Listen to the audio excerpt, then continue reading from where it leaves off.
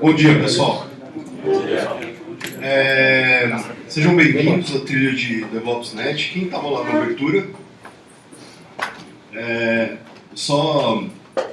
A Yara falou assim, a gente teve uma discussão se é essa trilha, né? Por que a gente fez uma trilha de DevOps.net? Não faz muito sentido ter DevOps.net, né? Mas quando eu submeti, né, eu, Moura, a gente achou assim, tem uma plataforma .NET, tem a plataforma Java, que são grandes players no mercado, né? Então vamos fazer uma trilha mais voltada para ela. Porém, é óbvio, né? Quando a gente fala soluções de DevOps, envolve tudo, né? E aí acabou que ficou dividido, assim, né? O pessoal de Java de um lado e .NET. A gente tentou até fazer um merge ali, mas não deu muito certo. E ficou muito em cima da hora, então eu falei pra galera assim, vamos ano que vem aí a gente pensa melhor como que a gente faz essa interação. O que seria legal, palestras mais teóricas ou práticas, ser comum para as duas trilhas, né? E aí só a parte de ferramental, assim, a gente ter mais específico. E aí vamos pensar depois como é que a gente faz isso aí. Bom, eu sou o Emanuel Brandão, um dos coordenadores da trilha. Aqui está o Vinícius Moura. Alguma coisa? E Igor Abad. Bom dia, pessoal, bem-vindos. Coincidentemente, nós três estamos na Lambda 3. Só que calhou que a gente está meio que representando comunidades aqui, né? Então o Igor representa a Lambda aí. Vinícius Moura, não sei se vocês conhecem o VSTS Sprints. Tem alguém aqui que assiste? Ninguém apareceu uns aí. Então, quem não conhece o VSTS, quem conhece o Visual Studio Online? visualstudio.com, né? Agora mudou para VSTS. E o Vinícius Moura, junto com o Ricardo Serradas, eles soltam vídeos com cada release, né? Não sei se vocês sabem, cada 3 semanas tem um release lá do novo, né? Novas features. E aí eles fazem um vídeo contando sobre essas releases, né? Vocês estão entregando na data? Não. Ou está atrasada a sprint? Na data.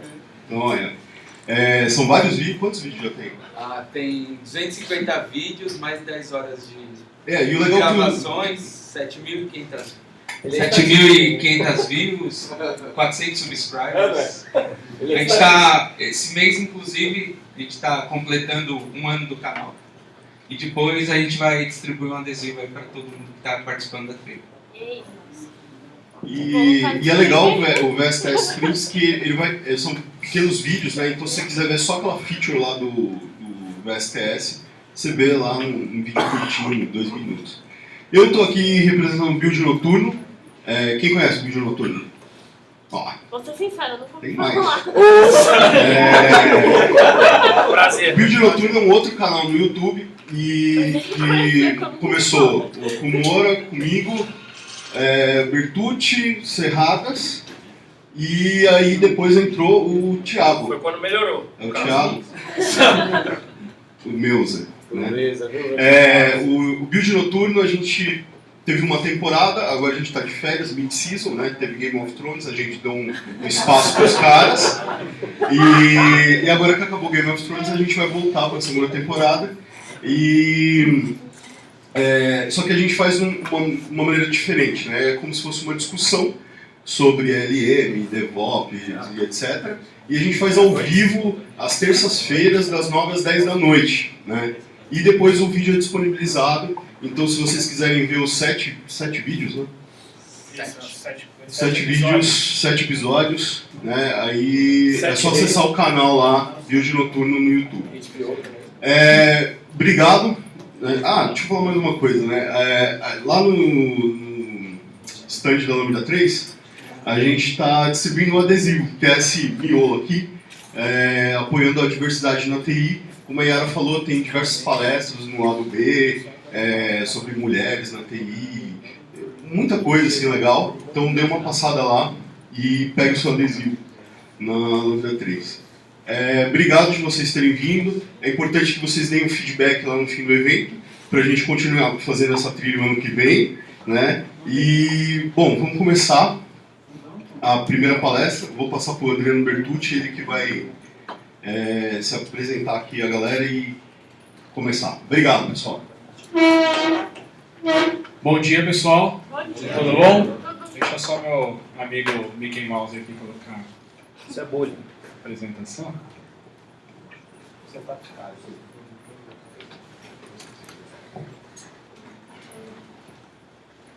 Bom, vamos ao que interessa, né? Já temos alguns minutos de atraso, já estou vendo que a minha amiga aqui está com umas plaquinhas de 2 minutos, 3 minutos, 4 minutos, 5 minutos. Prometo que a nossa apresentação será, digamos, 99,9 prática, que a gente tem que colocar o PPT de apresentação aqui de todo mundo, então a gente não tem como tirar isso.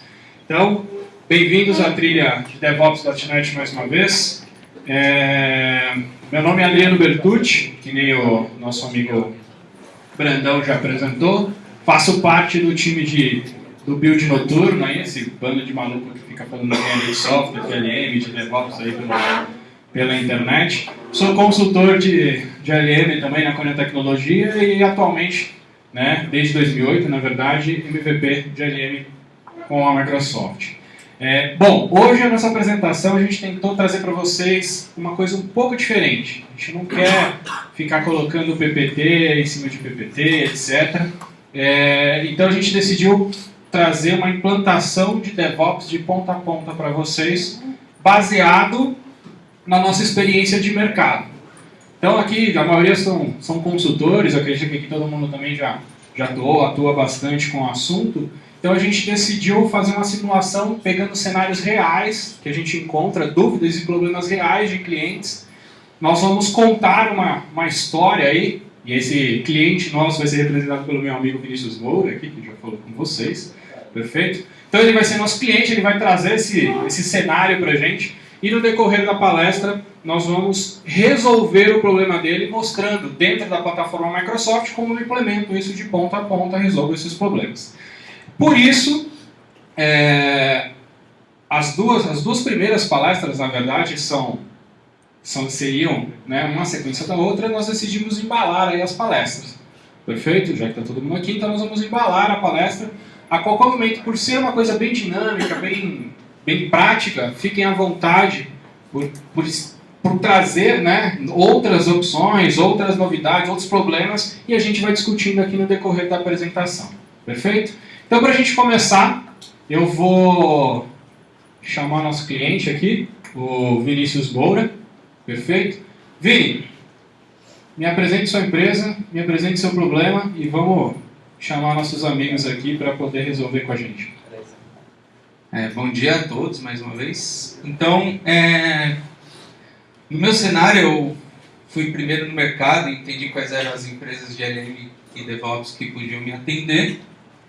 E o que está acontecendo hoje? A minha empresa foi comprada por uma multinacional. Quase ninguém acontece isso. E hoje eu tinha um time de 10 pessoas, que a gente estava tudo numa mesma sala. E agora, por estar numa mesma sala, a gente tinha tudo centralizado. O build, por exemplo, eu estava aqui, eu ligava, falava com o cara do meu lado, ó, acabei, dá get, compila na sua máquina e coloca em produção. E agora eu vou ter o escritório central da minha empresa, vai ser... Vou falar um lugar, na Costa Rica, vai. Vai ser na Costa... Está produzindo o jogo, né?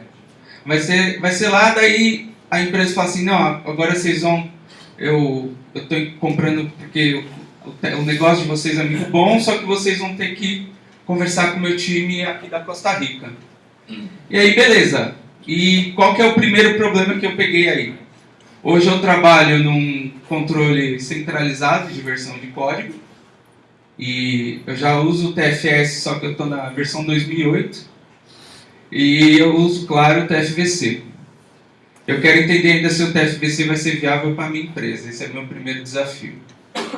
O meu segundo desafio é, claro, a gestão do meu projeto com o meu cliente. Hoje, como está todo mundo do lado do outro, é fácil, cada um joga lá um item no TFS ou coloca numa planilha Excel, a gente conversa com o nosso cliente, o nosso processo de teste é usando o Word Excel, eu faço o cadastro dos meus planos de teste no Excel tiro o print no Word e mando e-mail.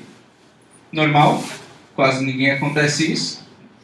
Então eu quero ter uma gestão ágil do meu time, sabendo o que o time do Brasil está fazendo, o que o time da Costa Rica está fazendo. Então eu também eu tenho esse desafio. O terceiro meu desafio, que eu já citei no começo, é o build, porque hoje eu converso com o cara do meu lado, a gente tem até um desafio todo dia na nossa empresa, é o quê? Quem é o responsável pela compilação? É o azarado. O que é o azarado? É o último que dá check-in. Se ele foi o mais atrasado no check-in e não fez nada lá, e fala assim, só vou dar check-in na sexta-feira às 18 horas, azar o dele. Ele vai ser o responsável e ficar aqui até meia-noite e fazer o merge e compilação. Também isso quase nunca acontece. O terceiro caso, a gente também, eu quero entender agora a qualidade do meu produto, o software. Eu quero ter algum analisador de código que provê essa informação no histórico e tempo. Também vai ser um grande desafio. Mas o maior desafio para mim é o quê? Hoje, meus servidores de aplicação, de banco de dados, seja o que for, é um servidor que está debaixo da minha mesa. Todos os servidores de deploy é um servidor lá que eu tenho o meu computador e eu tenho um servidor do meu lado onde eu já faço deploy, eu coloco num compartilhamento de rede, eu não tenho nenhum controle do que acontece com esse compartilhamento, eu não sei qual versão está em produção e etc. E agora, de fato, essa empresa comprou a minha empresa, eles têm uma área de infra, um time de infra que realmente faz a gestão de ambientes, eles têm máquinas virtuais, eles têm nuvem. Eu quero entender toda essa minha capacidade e prover uma melhor comunicação entre o time de desenvolvimento e time de operações. Então, são esses 5 desafios que eu coloco aí para as 4 pessoas que eu estou contratando. Eu sei que eu estou fazendo um grande investimento e vamos ver o que vai sair no final dessa apresentação e se todas as minhas dúvidas e o dinheiro investido vai valer a pena. Alguém, beleza? Alguém quer colocar mais algum ponto que acha pertinente ou está todo mundo comigo nessa visão? Então beleza, vamos começar. Obrigado. Obrigado, doutor. Garanto que os 2 milhões que você está pagando vão ser bem investidos aí no projeto. Bom, pessoal, brincadeira da parte, só para me entender aqui, quem daqui é desenvolvedor? Quem daqui trabalha com teste, com operações? Tem alguém de operações aqui?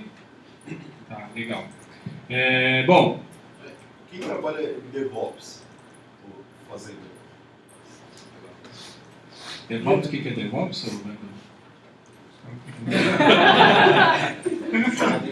Vamos abrir a discussão agora, né? Tem vídeo sobre isso, né? Tem, né? Não, sim. Bom, pessoal, nosso cliente Vinícius contratou essa equipe aqui porque em algum momento ele acreditou que a gente possa resolver o problema dele. Perfeito? Então, a primeira coisa quando a gente vai atuar no mercado de engenharia de software, de LM, de DevOps, a primeira coisa que a gente tem que saber é escutar as necessidades de quem está pedindo para a gente. Seja um cliente interno, seja um cliente externo. Então, se vocês trabalham dentro de uma empresa e atendem um cliente que é a própria empresa onde vocês trabalham, ótimo. Se vocês trabalham em alguma consultoria, vocês têm a possibilidade ainda de entender diversos cenários de diversos clientes. Mas a grande sacada de tudo não é a dificuldade de tecnologia, mas sim a dificuldade de entender a necessidade do cliente. Então, para a gente pontuar o que o Vinícius falou, nesse momento, quando ele conta, o cliente começa a soltar um monte de cenário e começa a pedir, geralmente pedir. Então, a gente tem que sintetizar tudo e trazer para o nosso mundo mais técnico e tentar desenhar uma solução para ele. Considerando os cenários que o Vini passou para a gente, nosso cliente, a gente pode começar atuando, e na verdade a gente deve começar atuando em qualquer implementação de LM e de DevOps, organizando o nosso código-fonte, perfeito? Então hoje ele tem um desafio enorme, que ele tinha uma equipe de 10 pessoas, agora ele tem uma equipe em outro país. Eu vou ser bonzinho e eu não quero o histórico, tá? Só levo o REC. Obrigado, cara. Eu agradeço. Eu dou desconto depois para você. Então, o primeiro grande desafio, e na verdade qualquer empresa que trabalha com desenvolvimento de software, a primeira coisa que ela tem que ter bem organizada dentro da empresa é o seu fonte. Tá? A gente brinca que um fonte bem documentado e bem organizado está ali a vida de uma empresa. Eu já vi empresas multinacionais, inclusive, trocando código-fonte no pendrive. Isso, por incrível que pareça, é normal a gente encontrar no dia a dia. Nosso amigo já tinha o controle de versão. O problema dele é que esse controle era centralizado e agora, como ele tem equipes de desenvolvimento, inclusive em outros países, a gente precisa olhar um pouco para isso. Então, nosso primeiro problema que a gente tem que desenhar aqui para o nosso cliente é como resolver a distribuição do time de desenvolvimento dele. O segundo ponto que ele nos indicou é quanto à gestão, a visibilidade dos projetos. Ele tinha diversas entregas, agora aumentando a equipe também, ele precisa de uma maneira ágil, organizar e ter uma visibilidade de todas as informações e o fluxo de trabalho. Se o pessoal está produzindo, se o pessoal está dentro do cronograma ou do tempo adequado para as entregas, etc. Então, como que ele tem essa visibilidade agora entre times? Então, antes ele, mais uma vez, coordenava 10 pessoas, agora ele vai coordenar uma equipe que eu não lembro, ele falou o total, mas já tem em outros países, então ele precisa ter uma visibilidade do todo e consequentemente, separado entre diversos times. O terceiro ponto que ele nos indicou é quanto a uma melhoria na qualidade de produção dele, de entrega, de compilação de software. Perfeito? Então, a gente ter tudo isso organizado, eu já tenho um código-fonte corretamente implantado, uma gestão de código-fonte corretamente implantado e a visibilidade do trabalho, ele parte para uma melhoria no processo dele. Perfeito? Então, como eu melhoro ainda mais o que eu já tenho e o que já está funcionando? E por último, o grande problema, principalmente quem já trabalha com DevOps, né, que é como fazer o time de suporte, o time de atendimento, o time de operações, perfeito? Se comunicar e ser proativo com o time de engenharia e o time de desenvolvimento. Ou seja, eu não simplesmente entrego, eu como time de engenharia não posso entregar a caixinha lá e virar as costas e sair andando. O software não termina, isso é um ciclo. Então esses são os 4 pontos que a gente vai falar. O primeiro ponto, que é a parte do controle de versão, basicamente a gente tem que atuar na implantação de um controle distribuído para o time dele. A gente tem diversos tipos de controladores de versão, centralizados, distribuídos. Inclusive, se vocês quiserem saber um pouco da diferença do que é um controlador de versão centralizado, um controlador de versão distribuído, a gente tem inclusive um episódio no Build Noturno que a gente só discutiu isso. A gente falou do histórico de todos os controladores de versão, os principais, todos é forte, né, falar. Mas os principais controladores de versão, desde os seus primórdios ali, até as ferramentas mais novas. Então, quem não entendeu bem o conceito de um para o outro, eu recomendo que entrem lá e depois dêem uma olhadinha. Então, esse vai ser o primeiro problema. E o segundo é a parte de gestão. Para que a gente possa resolver e apresentar uma pré-solução aqui para o meu cliente, eu vou pedir para o meu amigo Thiago Meuser. Não, ó, acertei, hein? Você não queria que eu falasse. Melhor que Thiago. mouse, né? Melhor que mouse, exatamente. Eu vou pedir para o Thiago mostrar tecnicamente, explicar um pouco de como a gente resolveria o problema dele no caso desses 2 primeiros pontos, que é o controle distribuído e a parte de gestão de trabalho. Perfeito. Quer o microfone? Vamos tentar. Bom, beleza, galera. Vamos tentar agilizar aqui. Só vou pedir desculpa já, porque é uma questão de resolução aqui do projetor, então está inviável maximizar a tela, beleza? Só precisa abrir com calma. Fecha e abre de novo. Não, mas o problema é a minha máquina também. Acho que já ajuda. Vê aí. Fecha o quê? A conexão com a VM abre de novo. E aí vai fuscando. Não, então, mas vai ficar fuscando a minha máquina aqui, ó. Essa aqui é a minha máquina, não é VM, não. Tentei mudar, não rolou. A hora da consultoria tá rolando. Já pagou, agora Então, beleza. Galera, esse aqui é o TFS, né? A parte web do TFS, nosso portal para trabalhar. Só lembrar que, diferente de uma outra trilha que está rolando aqui, a gente usa uma ferramenta só para fazer o DevOps de ponta a ponta. Cara aqui, velho. Aquela hora o cara do Java que entrou enganado tinha que estar aqui agora. Então o que a gente vê aqui rapidamente, tá? Eu vou em code aqui, por quê? Porque nessa nova versão eu tenho uma feature aqui na qual a gente pode ter a flexibilidade de ter repositórios distintos para o mesmo projeto, ou seja, eu estou querendo dizer aqui que eu posso ter um controle de versão centralizado e um descentralizado no mesmo projeto, tá? Sendo gerenciado da mesma forma, ok? Então aqui eu consigo fazer isso inclusive pelo portal web, tá? Do TFS. Então aqui na abinha Code eu tenho as opções aqui. Eu vou criar um novo repositório. Para isso aqui, eu acho que não precisa desse negócio não, falo alto mesmo. Então para isso aqui, a gente está implementando aqui uma Fabric on Fiber, ok? Nesse momento aqui, o que eu consigo dizer já? Que eu tenho as opções de implementar, desculpe, tá tenho toque, cara, para ficar no meio. A gente está implementando aqui um novo repositório Git dentro desse projeto, tá? Eu dei um nome para esse repositório. Na minha parte aqui de projeto, na minha parte do Git em si, ele já me informa aqui a linha na qual eu tenho que fazer o clone, né? Para poder iniciar o trabalho. Já copio aqui, inclusive eu também tenho as instruções aqui já definidas na página, caso eu já tenha um repositório, já existem uns arquivos local, eu quero fazer o push, então ele informa, muito tranquilo quanto a isso. Deixa eu descer aqui.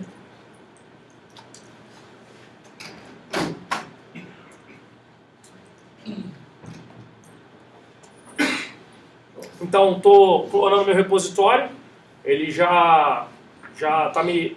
Eu estou conectado como que aqui? Brian. Eu posso fazer como a Júlia, né? O Brian Kelly, qual é o usuário do Brian Kelly? Brian. É o Brian, normal? Então, me conecto aqui como vosso amigo. Deixa eu fazer uma pergunta para vocês, pessoal. Vocês já conhecem isso aqui, né? Essa parte de repositório. Vocês usam Git já? E quem não conhece já sabe, né? Quem odeia o TFVC? Ah, você tá aí! Pelo menos você é um cara sincero aí, transparente. Só pra entender, né? Porque é legal.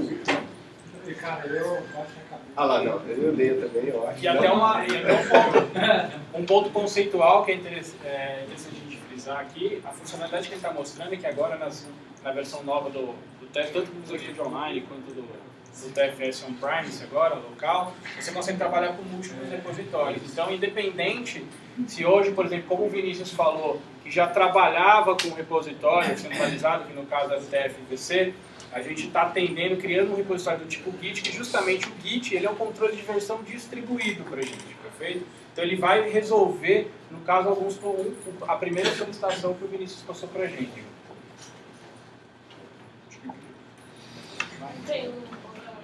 Bom, então beleza. Só mostrei. Então tá aqui. Já fiz o clone do repositório. Me autentiquei no TFS. Tá aqui, ó. Pastinha aqui, beleza. O que eu vou fazer agora? Eu vou criar um projetinho, tá?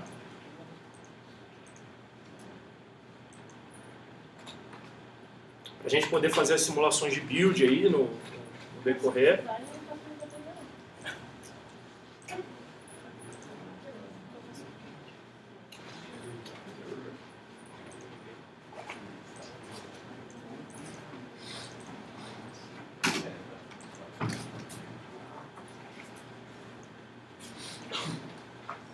Eu vou escolher aqui um projeto do tipo MVC, basicão. Vou adicionar aqui Vou adicionar aqui um projeto de teste.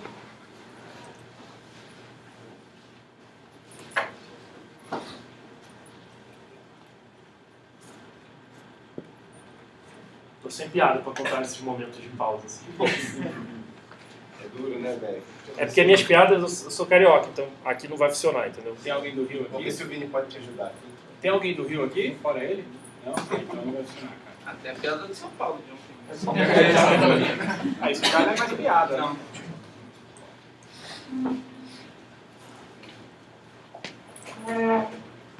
Beleza. Agora você chega aqui metade da sala. O projetinho foi, tá? Tá criado lá, vamos só garantir aqui. XT.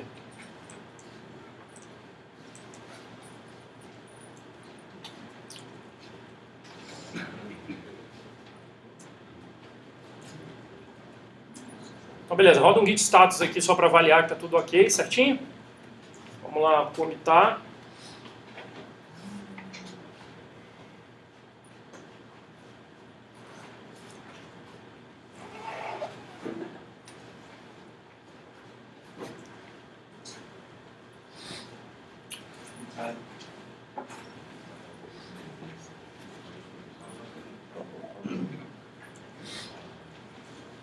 Ok. Beleza, estou adicionando lá, porque a gente sabe que o Git trabalha em repositório local, né? Não vou, todo mundo aqui já falou que é desenvolvedor, então não vou nem Vamos gastar o tempo da nossa palestra aqui. Beleza, comitei, tá? Vou fazer meu push.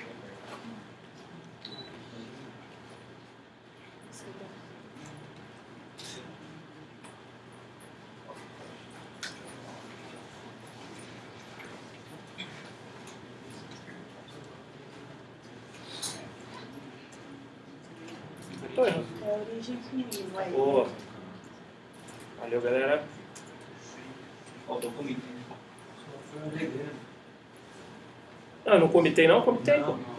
Opa, foi mal, galera. Isso aí é tudo para ver se vocês estavam atentos. Jurava que eu tinha comitado, hein? Acho que eu comitei antes de dar o Ed, né? Faz parte. Acontece.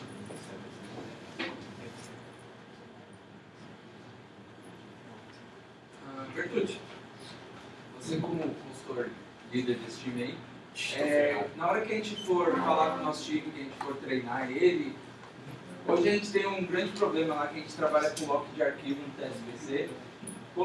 Qual a mensagem que vocês vão passar para o time falando dessa distribuição de código-fonte e como que eles vão entender essa distribuição?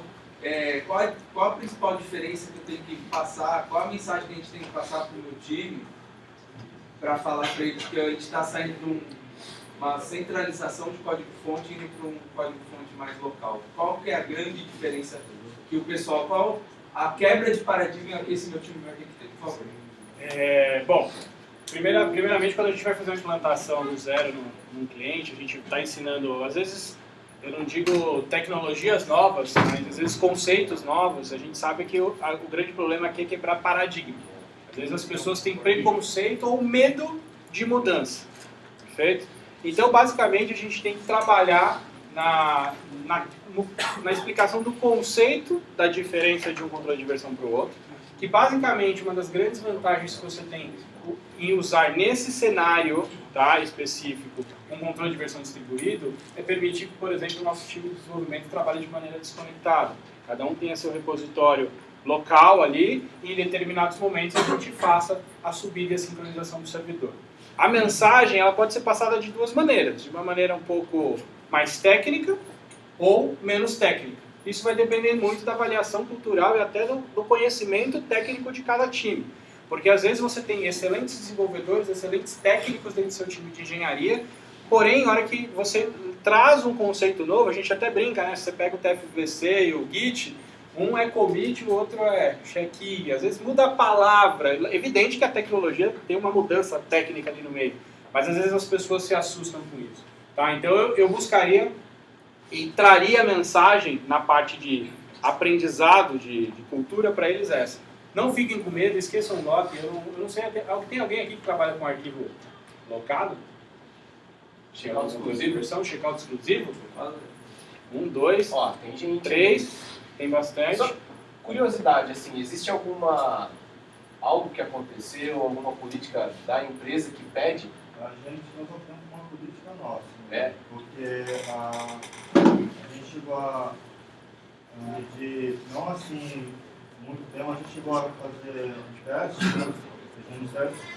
de que a gente pegar uma tela lá, um bloco lá, uma tela que é o coração do sistema. Aí tem 3 pessoas que vão acabar mexendo naquele bloco. Então, às vezes, fazer algum merge, eu tento fazer um merge das 3 interações, a gente vai descobrir que para nós leva mais tempo do que a gente delegar uma tarefa para outra pessoa fazer enquanto não está mexendo naquela, e depois a pessoa mexer na tela seguinte e fazer aquela alteração. Entendi. Então, você fez um estudo de viabilidade. Porque a gente ninguém fica parado. Sempre tem alguma coisa para alguém fazer. Então, se tiver às vezes tem uma tarefa lá que está parada há algum tempo lá, que está lá naquilo há muito tempo, e a pessoa pode fazer enquanto o outro está fazendo aquela tarefa, depois ele repassa e consegue. E isso daí, invariavelmente, não tem afetado o prazo. Entendi. Então, faz sentido. A gente achou. Tem gente que a gente já chegou a outras pessoas que a gente já vê na comunidade, falar também, que prefere fazer o lanche que acha mais fácil. Um dos cenários que eu encontro bastante, por incrível que pareça, eu encontro ainda bastante cliente, muitas empresas utilizando o centralizado, e não é que o centralizado é pior ou melhor do que o distribuído, né, isso que a gente está vendo agora, e nem que usar checkout exclusivo é bom ou é ruim. Mais uma vez depende do cenário. Mas eu enxergo muito e vejo isso nas empresas, por quê? Por que o pessoal acaba utilizando um checkout exclusivo? O pessoal vem, geralmente, principalmente desenvolvimentos mais antigos, que vem um produto com mais tempo, as pessoas demoram muito para subir uma atualização para o servidor, alguma coisa, e ficam com o famoso medo do merge, né? Medo do merge e dá o merge lá para a gente. Esse que é a grande feedback que eu recebo durante as implementações de consultoria. Porque geralmente o time fica muito tempo sem dar check-in, sem subir uma coisa para o servidor, e aí a possibilidade de dar um merge é maior, então eles trabalham com o exclusivo, porque o exclusivo você trava e você diminui a possibilidade de um merge. Tá? Essa é a principal informação que eu recebo, mas é evidente que isso, quando você tem um desenvolvimento um pouco mais ágil, você consegue ter a flexibilidade de subir mais vezes o código-fonte para o seu repositório, isso fica muito mais fácil de você... Eu tenho mais uma questão. Tem Sou cliente? Olha que não vai ter mais uma, né? Só nesse pedacinho. Eu tenho um dev lead lá na minha equipe, né? Ele fala assim pra mim, olha, eu estou estudando a parte já, o Git, eu peguei alguns tutoriais na internet, eu estou estudando para possivelmente eu vou ter que ser a pessoa internamente que vai fomentar o DevOps aqui dentro, fomentar treinamentos, etc.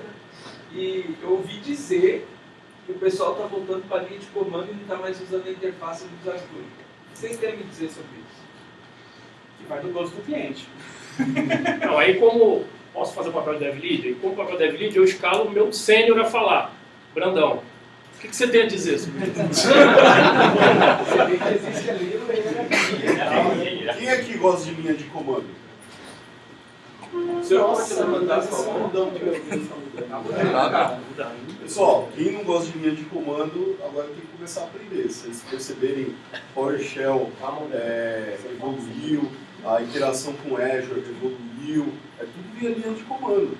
Então, A interface do Visual Studio melhor- não me possibilita de eu continuar utilizando. possibilita, né? Você pode usar. Eu paguei uma baba nesse Enterprise.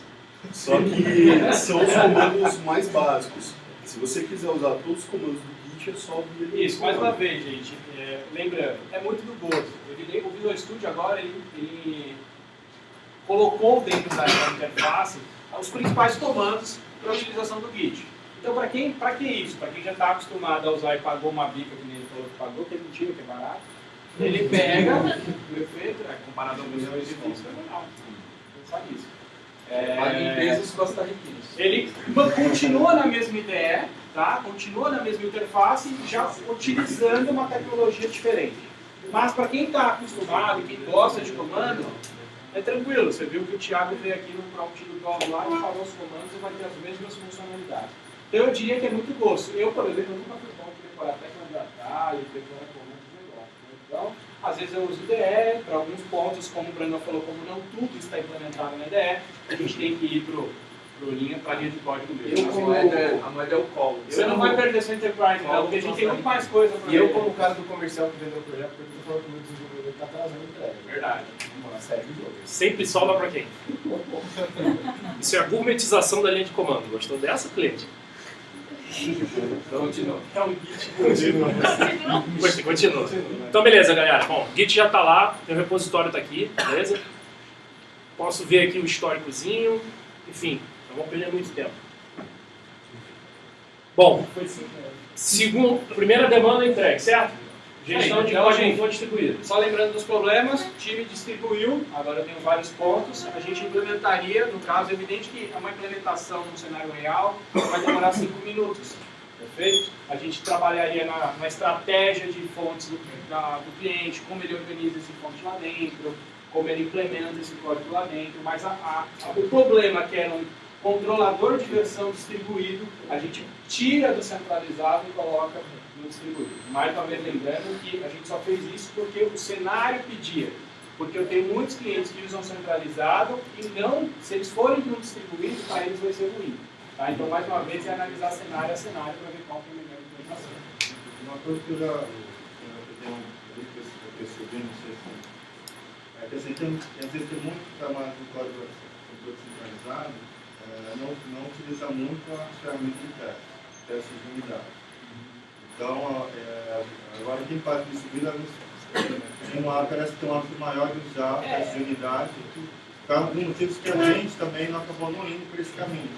Porque a gente não conseguimos implantar a parte de testes, porque se tivesse que fazer um lanche, tem que fazer teste, às vezes 2 ou 3 vezes, mais vezes os testes, para poder garantir que o produto está... Assim, a questão do controlador de versão versus testes de unidade ou implantação de testes, eu diria que ele também é um pouco mais cultural. Eu acredito que o pessoal que usa mais Git, que usa as coisas, já tem um pouco da cultura, né? Por ele vir já mais na comunidade open, já ter cultura de implantar esse tipo de coisa, tá? Então, mais uma vez, às vezes a gente não entra num problema de tecnologia, e sim de cultura, de negócio. Por quê? No version control centralizado, você também consegue implementar qualquer tipo de processo, teste, etc. Basta a gente, o nosso negócio permitir, evidentemente, e nossa cultura também fazer com que a gente implemente isso. Tá? Vamos lá. Tem aqui, pessoal, novidade? Dúvida? Não? Você criou um repositório novo, mas e todo o legado que eu tinha de histórico lá no meu DFDC? Tá. O que acontece? Isso aí é uma pergunta muito comum, tá? Todos os casos de migração sempre vem questionamento. Histórico e histórico, né? Tem duas abordagens principais. Tem a primeira, que é fazer o trampo de trazer o histórico, né? E tem a segunda, que é você configurar o teu local anterior onde você trabalhava com somente leitura, deixar ele somente para consulta e trabalhar a partir dali no repositório novo. O que você tem que analisar? Qual que é o retorno sobre o investimento de cada trabalho. Uma coisa importante, por que nós também ainda não migramos? Porque no cenário que o Vini passou para a gente, ele não exigiu a migração de histórico para lá. Se vocês verem, é o mesmo projeto, é o mesmo Team Project que a gente tem lá, porém agora com 2 repositórios. Então, eu consigo continuar consultando o histórico dos 2 lados, só que esse repositório vai armazenar um projeto novo dele que vai fazer essa integração entre os 2 times. Então, o que você tem que analisar é justamente qual que é o retorno sobre o investimento de eu ter todo o trabalho de migrar o histórico. Porque não é trivial e não é algo comum a gente ter. Em verdade, a gente ter conectores que trazem histórico de um lado para o outro. Trazendo 2 ferramentas aí que você possa estar olhando, tem o TFS Integration Tools, que faz uma migração, e você também tem uma ferramenta que eu acho que é o Ops Hub, que ele também faz migração, inclusive, de Visual Studio Online para on-prime, ou de versão para on-prime. Ele pega muito dessas coisas. Faz sentido? Faz sentido essa análise, pessoal?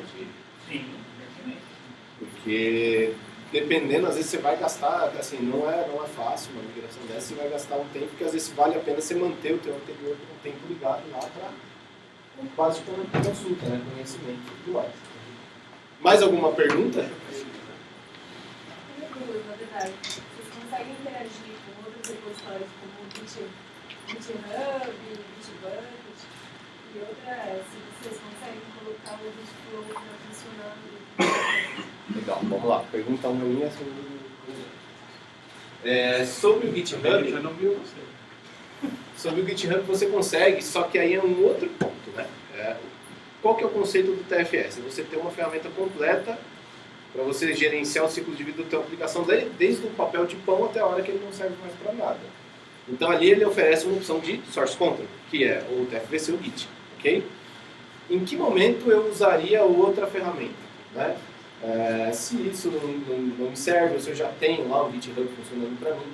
E aí esse ponto vem em outras partes, build e release, muito provavelmente, né? E a resposta é sim, o TFS com relação a build e release ele é compatível com repositórios de terceiro, GitHub é compatível, Bitbucket eu acho que é compatível também. Não sei, eu sou cliente. Eu posso confirmar. Você fala assim, Bitbucket é compatível com o Git. Isso. Bitbucket, acho que até o Mercúrio SVL também. Então, assim, ele é compatível. Então, você pode fazer a mescla de ferramentas no teu ciclo de desenvolvimento.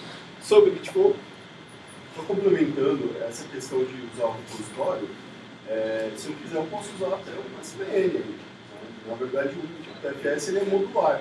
Então o que eu estou fazendo é não usar a parte de controle de versão dele e puxar isso de um outro lugar. Vai ter uma complicaçãozinha? Vai, porque não é o default da ferramenta.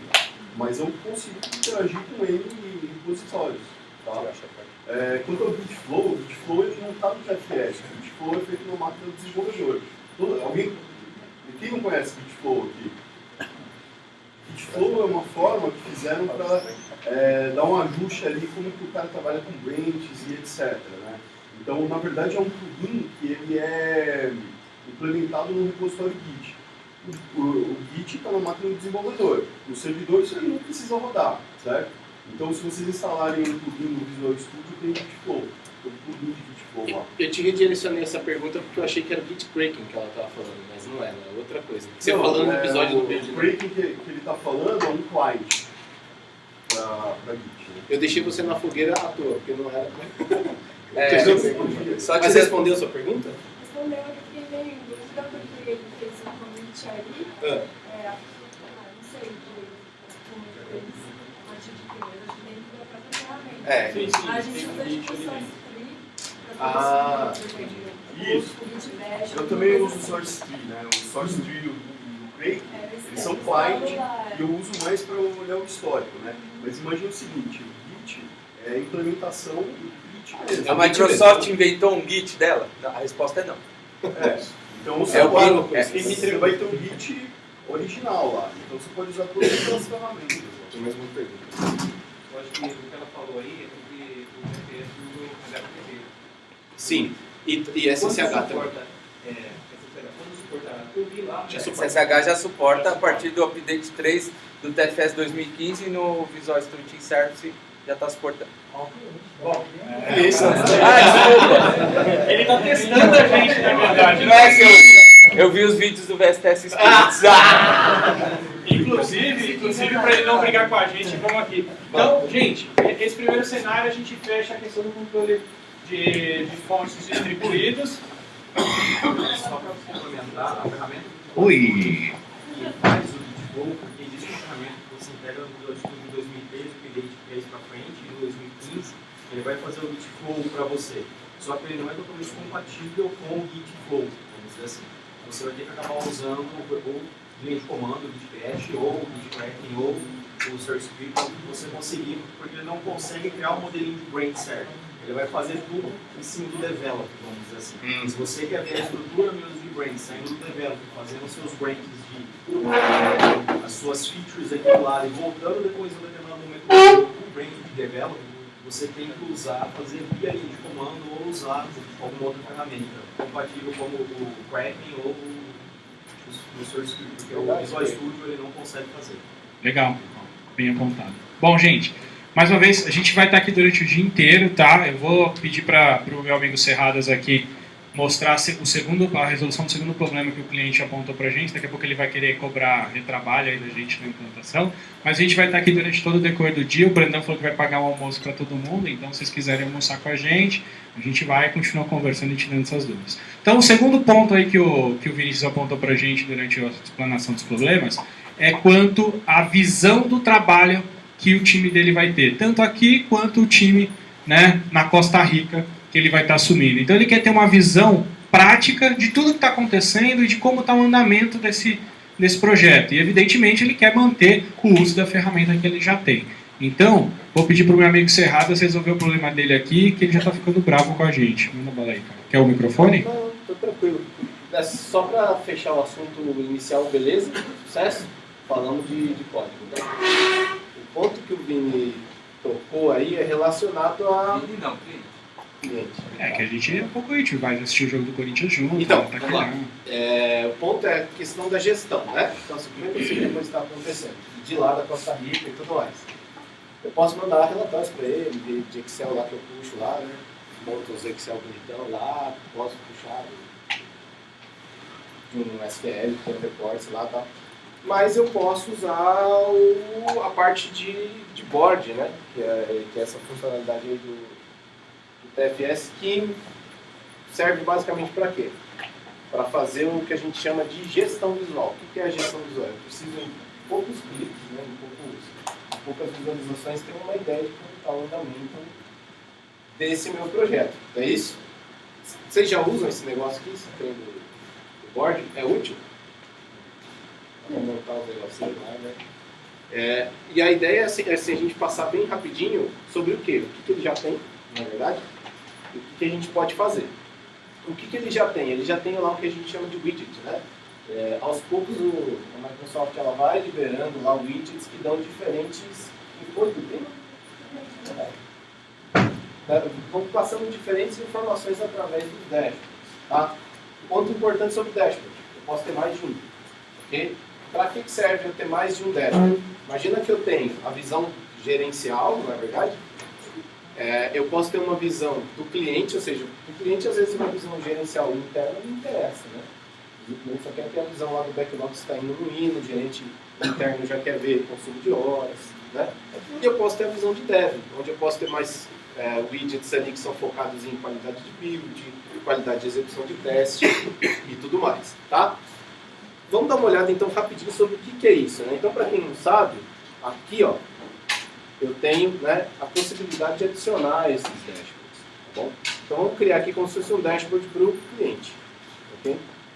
Então nesse dashboard vazio, não tenho nada, eu vou começar a trabalhar aqui, né, a montagem desse dashboard. Como é que eu adiciono um widget aqui? No canto inferior direito eu consigo editar esse dashboard, a partir de agora eu entrei em modo de edição. Posso pedir? Pode pedir, peraí, deixa eu só ver se eu consigo melhorar isso daqui. Sucesso. O senhor quer? Eu quero saber quais são as atividades de cada um desenvolvedor neste exato momento. Posso só terminar de mostrar aqui, sem atraso entrega? Tá bom, tá.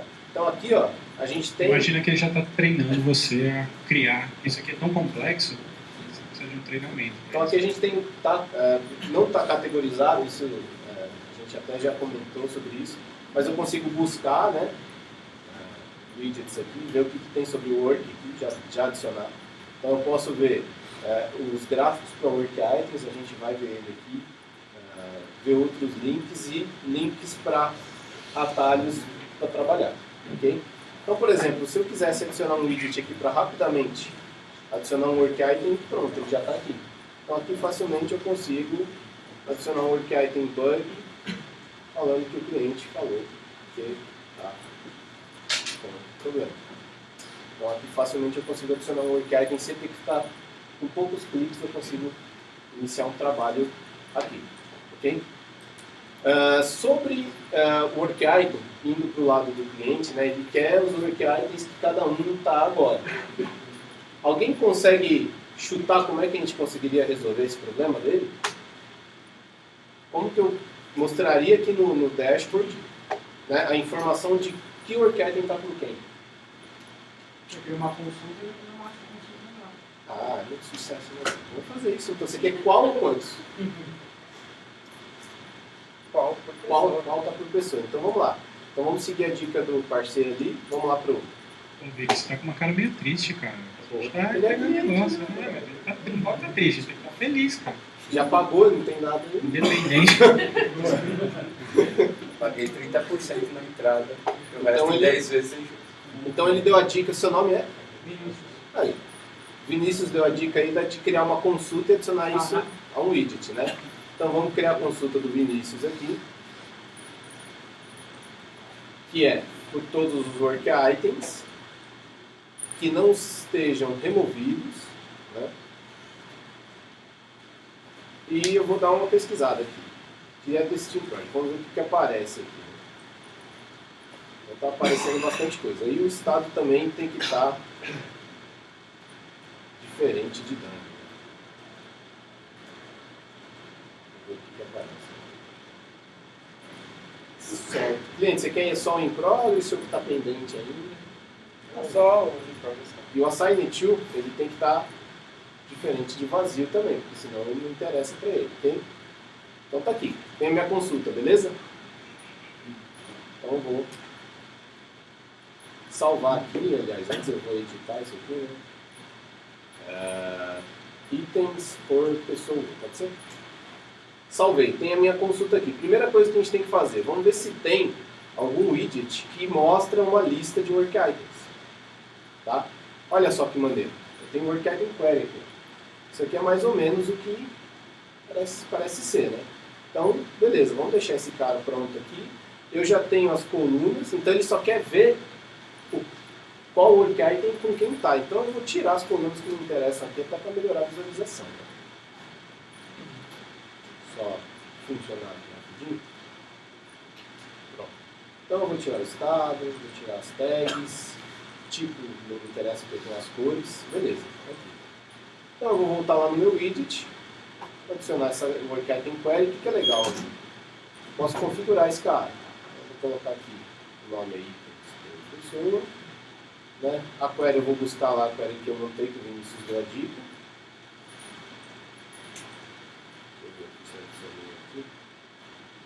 Eu deixei em My Queries, então eu vou deixar no Shared Queries. My Queries, só para vocês entenderem, eu posso criar N queries que não vai ficar impactando na árvore do time lá. Então fica mais enxuto ali. Vamos só recarregar a configuração aqui para ele trazer o item lá. Então, Shared Queries aqui. É itens por pessoa, é isso? Será que eu tenho que atualizar essa imagem?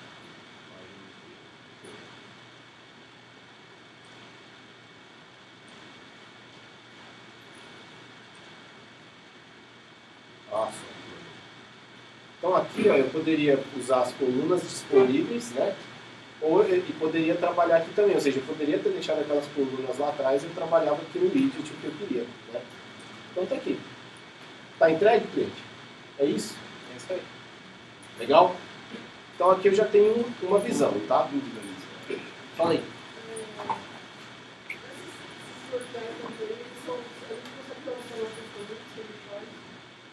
Boa pergunta. Sem dúvida, consegue. Um dos pontos, essa pergunta está relacionada à rastreabilidade. Os principais pontos que a plataforma busca cobrir é justamente o aspecto rastreabilidade. Que significa, de uma ponta, né, de um artefato que eu tiver, ou seja, de um work item, eu consigo chegar até uma linha de código que foi modificada para atender aquele work item. O grande objetivo é esse. Né? É claro, a rastreabilidade depende do usuário, dos desenvolvedores. Se o desenvolvedor não for lá associar, não vai acontecer. Então a cultura também, como se usa, está diretamente relacionado ao que você vai ter. Certo? Respondido? A gente pode mostrar aqui daqui a pouco. Se está relacionado, então você faz um público, colocando na mensagem sustentável que o ID da teste, também, ele aparece na teste. Você clica lá, você deixa o é uma forma de você associar. O que acontece? No tag do DC você tinha lá o work items, né? E aí você selecionava. O Git, como tem muito esse lance de command line, né? Essa é uma forma, né? Essa é a forma que o Felipe mostrou. Essa forma que ele mostrou é a forma para atender quem usa mais a parte do comando. Então, pessoal, dá para associar. A ideia realmente é chegar do documento de requisito até a linha de código que foi produzida, até para você depois poder fazer uma matriz de rastreabilidade, uma engenharia reversa e achar um problema. Se o problema está na documentação, se está no código, etc. Aí você tem possibilidade de você vir a linha de comando, no caso do Git, ou se você estiver usando uma IDE, até simplesmente arrastando um work item, colocando na IDE, ele já faz a associação com você. Mais algum gráfico, mais algum indicador? Eu acho que... Queria realmente ter a gestão do meu time e entender o que cada um está fazendo para que assim que um terminasse eu poderia fazer alguma automatização. Sem pegadinha, ali que eu te conheço. Não, a questão é a seguinte, beleza, eu tenho um projeto e aí, digamos que o Vinícius vai querer fazer um novo projeto. Ele pensou num produto novo, ele faz um outro projeto, porém ele quer separar sobre esse board. Tá? Ele consegue copiar esse board para como template, para usar no outro projeto? Não, você não consegue. É uma ótima ideia, né? Você reutilizar o board. Esse lance de templates é fantástico, mas a ferramenta ainda não oferece Mas eu diria que é questão de tempo, viu, para isso não, acontecer. também acho. Porque se você, quem conhece até a estrutura por trás, você vê que é uma tendência eles fazerem isso. Né? Aí você já consegue migrar work item de um projeto para o outro, já consegue fazer uma série de coisas, só o dashboard ainda não. Para fazer plugin do Marketplace, para fazer isso, não dá? Desculpa? Para fazer um plugin do Marketplace. Ô, pessoal. Sim. É que hoje não tem nada pronto na ferramenta, não que eu conheço, tá? Mas dá para ser feito tranquilamente. Pessoal, a gente quer fazer uma observação aqui, trabalha com a gente lá na Microsoft. Tem uma empresa que deve ser feita, se a API do TFS, também iria pedir para os dashboards. Não é bem comum isso, é super DPK. Pega a API do dashboard, lê do dashboard, pega a API novamente e grava no projeto. Alguém comentou que saiu do Marketplace, não Ele foi? acabou de falar ali, ó, que pode ser. Então é que hoje na ferramenta não tem nada nativo, né? Pronto para você clicar lá. A Microsoft deixa. Isso. A Microsoft deixa a gente muito mal acostumado com o Next Finish, né? Mas existe como fazer, só não tem implementado ainda numa interface. Bom, vamos ao terceiro ponto que o nosso cliente pediu, que ele quer uma melhoria no seu processo de produção de software agora. Então, poxa, o que você vai colocar aí, cara? Vai fazendo aí, quero build. Você quer build. Na verdade, hoje você já faz build, né? Na verdade. Eu quero build release. Build release. Build você faz lá no F5, no Visual Studio. Deployment é mó legal. Quem aqui trabalha, que o desenvolvedor faz o build na própria máquina e manda um pacote para a produção? Não precisa ter vergonha de levantar a mão. Tá vendo? Sucesso. Isso só acontece na Costa Rica. E na Argentina. Não, na Costa Rica. Na Costa Rica. Pessoal, isso é mais comum do que a gente imagina, apesar das boas práticas de engenharia de software falar que a cada compilação do nosso código a gente teria que recomeçar os testes, né? E tem aquela velha desculpa, na minha máquina aqui funcionou, a hora que eu coloco lá não funciona. É aqueles velhos problemas. Para isso a gente tem que começar a melhorar o processo, dar uma qualidade maior ao processo de build do nosso cliente. Para isso a gente pode começar a trabalhar de repente com uma integração contínua aí dentro de todo o procedimento. Tá? Então eu vou pedir para o Serradas. O que você está fazendo aí? Tá brincando de gato. Não, cavalo. Cara. O que é integração contínua? O que é integração contínua, Brandão? Os caras estão querendo se pegar aí, ó. O que é, cara? Você que é ele falou que você que é o sênior do negócio? Quem aqui usa integração contínua? Aí bastante gente aí. Integração contínua é importante para dar o feedback rápido para o desenvolvedor ou para o time, né? O desenvolvedor compila na máquina dele, mas às vezes quando ele mandar para o controle de versão, o time colocou algum código lá que vai dar errado, né? Então, ao invés de saber isso só lá no fim, sempre quando você está comitando e enviando para o servidor, ele vai buildando toda vez, né, todo commit, e vai entregando esse feedback aí para o desenvolvedor. E aí você consegue barrar essa subida ou não, e aí você pode colocar N políticas ali de validação, de teste de unidade, de análise estática de código, etc. A gente vai, na verdade, acoplando, conectando nesse check-in do desenvolvedor, dando uma qualidade melhor. E aí se a empresa tem um time de arquitetura, um time que preza por boas práticas de desenvolvimento, ele consegue validar até o nome da variável ali que ele está escrevendo dentro do código. Tá, falando uma palavra build. Deixa eu só ressaltar aqui sobre o dashboard, fechando o assunto, enquanto vocês falavam aí, já dizendo aqui, ó, quer saber quanto está por pessoa aqui? Aqui eu não consigo contar, né? Aqui eu consigo contar e já sei como é que está indo meu build. A gente já vai falar do build. Então, rapidinho você consegue gerenciar o negócio ali. Mas vamos fazer uma pergunta e a gente começa o assunto. Para que serve o build? Vamos pagar o café. Quando quebra o build, o cara paga o cafezinho. Mais alguém? Para que serve o build? O build serve para um monte de coisa, né, pessoal? O build serve para, desde eu empacotar o software, preparar ele para um release, até ter indicadores de engenharia, tá? Então, até pouco tempo atrás a gente usava o build também para fazer o release, porque a gente não tinha ferramentas, né? A gente customizava o build lá para ele ir lá fazer um app deploy e tudo mais. Mas hoje, uma pergunta que muita gente faz, e eu já estou adiantando isso, é: por que eu não posso fazer tal coisa no build? Por que eu não posso já pegar uma tarefa lá do release, que é igualzinho, e jogar no build, ele faz? por um aspecto muito simples que a gente costuma defender, que é separação de responsabilidade. Até a arquitetura de software fala, né, separation of concerns e tudo mais. Por que não usar na sua parte de gestão e de DevOps?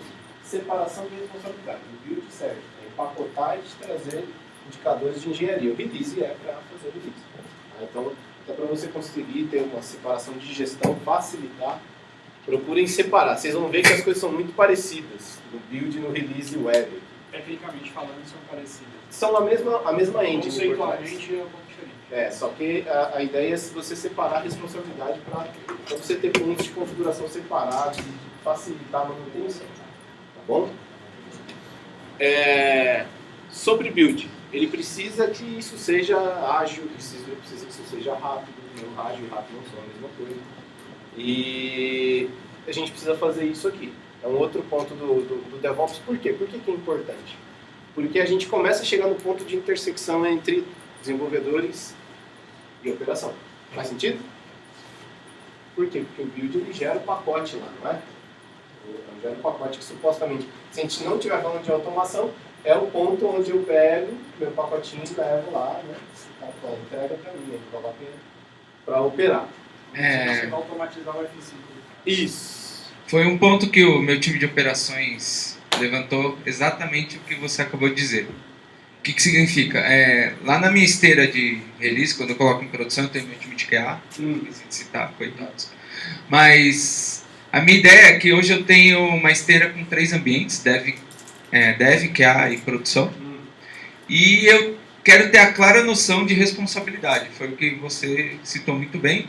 E eu queria que você mostrasse exatamente para mim como que eu falo que de QA para produção eu quero deixar bem claro que somente o time de operações é responsável por essa dinâmica e eu quero tirar essa responsabilidade do meu desenvolvedor. Sucesso, vamos lá. Quem já configurou o build aqui no VSTS? No novo? Tranquilo ou não? Mais ou menos? Qual que foi o seu problema? No VSTS? Que é mais bonito ainda, né? Mais bonito ainda que a gente vai ver aqui. Mas legal, vamos lá. Então vamos resolver o problema desse cliente aí que já tá pesando demais aí. Tá bom assim. Então vamos aqui, ó. Primeiro, eu tenho a aba Build, né? Então, já que a gente vai falar de Build, vamos abrir a aba Build. O que a aba Build resolve? Eu sei que tá pequeno, né? Para quem usava o Build XAML lá, que é o antigo, né? Que era só on-premise e tudo mais, ele ainda suporta, só que ele tem uma nova tecnologia chamada Build VNext, né, que é baseada em JavaScript, Node e tudo mais, tá? E é bem mais fácil aí da gente gerenciar de fato. Ok? Eu já tenho um build aqui, deixa eu só perguntar pro Dev ali. Ô Dev, você criou uma nova solução ou você usou a da Fake? Não, tem uma nova solução no C Fiber Community. Você subiu pro... Tá no repositório Sim, do tá no Git. repositório do Git. Tá. Então a gente vai configurar um build para quê? Para automatizar algumas coisinhas referentes a esse código. Empacotamento, execução de teste, tem teste? Tem. Então bora. Me corrijam se eu estiver fazendo errado aqui, tá? Então vou adicionar uma nova definição de build, ou seja, eu vou falar para o Visual Studio como é que ele faz o build dessa solução. Eu sei que ele usou o Visual Studio, né? E ele está dentro do Fabricant Fiber em qual repositório deve? Não. Em que repositório ele está? Criei um commit lá. Tá. Quando você falou de um tipo de definição Visual Studio, eu posso falar que eu tenho algumas coisas em Java também, suporta nativamente? Opa, sucesso, suporta Java, suporta umas outras coisinhas aí que a gente fala já. Eu aponto qual que é o repositório e eu aponto qual que é a branch que eu quero, né, compilar. Tá? Ou seja, não necessariamente eu preciso compilar minha master. Se eu tiver uma outra branch lá que eu quero fazer essa compilação, eu aponto. E tem um ponto importante, Continuous Integration, né, que é o que o Brandão falou de dar resposta rápida. O que significa? Todo push que tiver para essa branch que eu estou apontando, ele vai startar uma compilação automática. Tá bom? Para builds de integração contínua, a gente sempre recomenda que ele faça as tarefas o mais rápido possível. Ou seja, tenta não fazer release dentro de uma... Né? A gente já falou que no release não é aqui, mas tenta não fazer tarefas que demorem muito. Porque é importante que o build, basicamente, rode, execute teste, depois, de repente faça alguma análise estática lá de código para dar feedback para o time. Em poucos minutos eles já sabem se o código continua compilando ou não, se quebrou algum teste ou não. Tá bom? Então a dica é integração contínua sempre build estático. Tá? Oi? Você está criando um mundo definido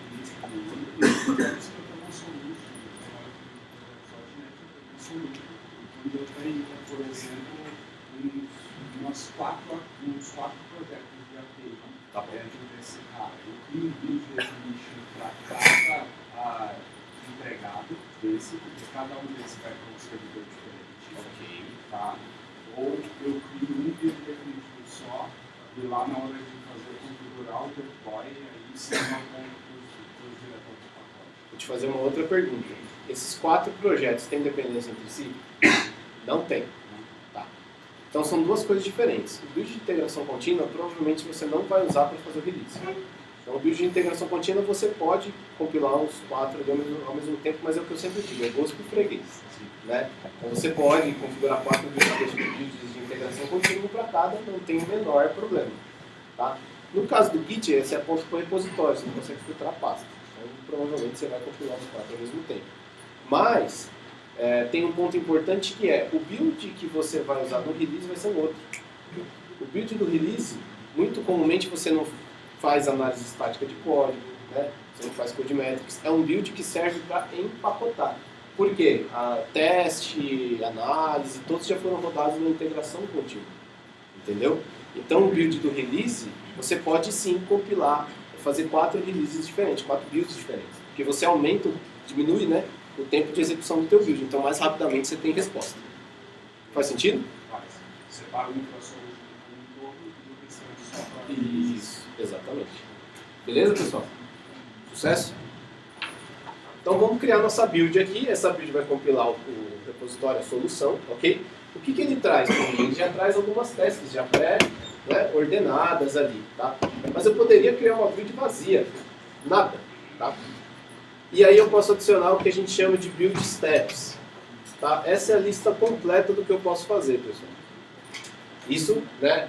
Eu estou falando do produto sem customização, sem ir ao marketplace e baixar a extensão. Tá? Tudo isso daqui pode ser criado por nós mesmos e adicionado à nossa instância de TFS. Tá? Que nem a gente recentemente criou lá um de Assembly Version. Mas é isso que eu ia perguntar. Posso criar minha própria extensão? Pode. Isso aqui é muito JavaScript e PowerShell. Você cria lá a sua tarefa e faz o upload para o teu TFS. Você pode usar a tarefa aqui. Tá? Não vem ao caso como funciona, mas depois, se vocês quiserem, a gente fala sobre o assunto. Tá? Então, o que eu vou fazer de diferente aqui, pessoal? Eu primeiro vou fazer esse build aqui para compilar e fazer algumas análises. Né? Então, primeiro, eu vou fazer o restore dos pacotes no get da solução. Deixa eu ver se eu acho a solução aqui. Né? Vou fazer a compilação dessa solução. Né? E vou rodar os testes que estiverem dentro dessa solução. Ou seja, tudo que gerar lá teste.dll, eu vou pegar os testes dentro dessa assembly e vou executar. Ok? E aí aqui eu vou fazer a indexação dos sources, né? Eu vou pegar os símbolos e vou publicar em algum lugar diferente. Todo mundo entende para que serve isso daqui, né? Aqueles PDBs, né? Geralmente a gente coloca em um lugar diferente para não ficar lá no servidor. Para quê? Serve para depuração. Eu jogo fora. Sim, meu time joga fora. Eu também. Sempre deletava porque achava que deixava o software mais lento. Mas aqui já é uma tarefa para fazer isso, para eu colocar num lugar diferente do meu local de publicação, né, do meu pacote. Aqui, o que eu vou fazer? Eu vou colocar num diretório temporário todos os binários, ou seja, o que é a saída do meu projeto, para depois gerar um artefato. O que é o artefato? Esse é o pacote. Eu chamei ele de drop, mas eu posso chamar ele aqui de pacote. Tá? Como é um build de integração contínua, provavelmente eu nem precisaria ter. A gente deixa aqui para vocês verem como é que ele gera. Tá? Vou salvar a primeira vez aqui. Tá? Então eu vou chamar aqui de TDC. IC de integração contínua. Salvei, ok? Vou deixar esse build rodando aqui. Opa, ponto de atenção. Eu tenho aqui, ó, vocês perceberam que eu selecionei um negocinho chamado fila, né?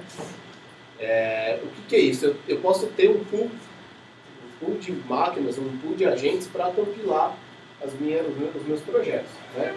E por que eu posso ter um pool de máquinas? Às vezes eu tenho um projeto que é em .NET, eu tenho um projeto que é em Java, eu tenho um projeto que é em iOS, né? Então eu tenho diversas tecnologias. Será que eu vou conseguir ter todos na mesma máquina? Provavelmente não, não é verdade? Provavelmente eu vou ter que escalar isso daí, eu preciso ter esse pool tudo agrupado. E como é que eu aponto qual pool eu vou usar? Eu vou usar um pool de iOS, que tem umas máquinas para compilar, ou vou usar um pool de .NET. Através disso daqui.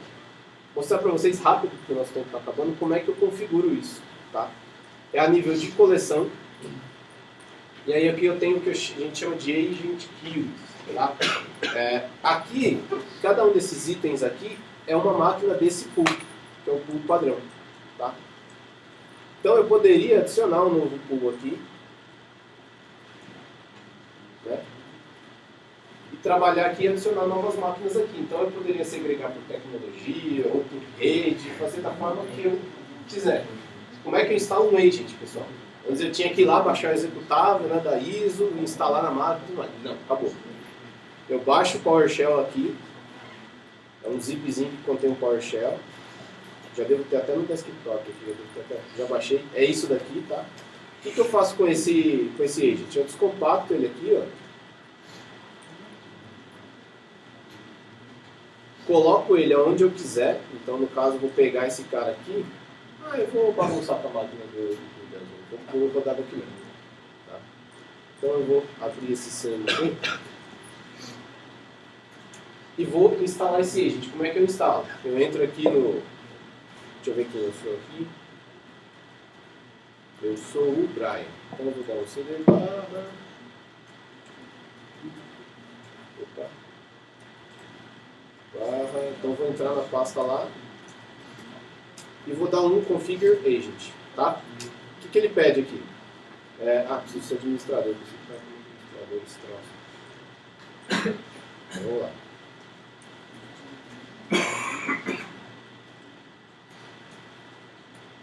Então, configure agent. Ele me pede algumas coisinhas. Vou atualizar aqui.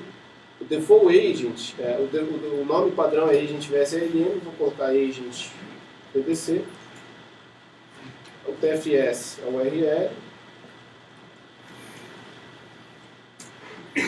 Né? Qual que é o pool? Lembra que eu acabei de criar um pool aqui? Então eu tenho um pool novo. Então eu vou adicionar esse pool TDC. Tá? A pasta de trabalho. O que é a pasta de trabalho? Quando ele começar a fazer o vídeo automatizado, onde ele vai baixar os fontes? Né? Então eu vou baixar aqui nessa pasta. Quero configurar ele como serviço. Então eu vou colocar aqui que é o administrador, para não façam isso. Essa senha linda aqui.